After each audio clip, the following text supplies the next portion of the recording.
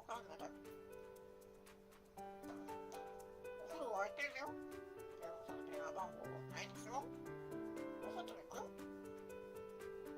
お風呂沸いてないよ。またお外。お風呂はね、明日当てる。ね。今日はお留守番やってくる。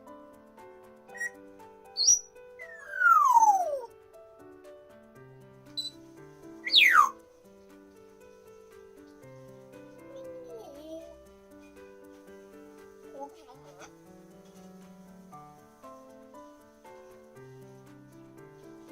コーヒー飲む？今日分かった。じゃあね。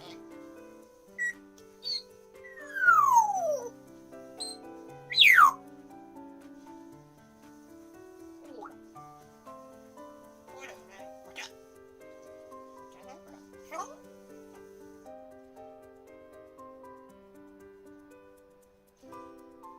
今日はない。他のもないでしょ。俺は寝てる。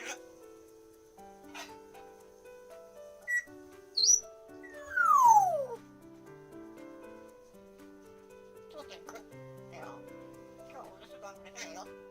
分かった？ね。食べて。ヨーグルト買ってあげる。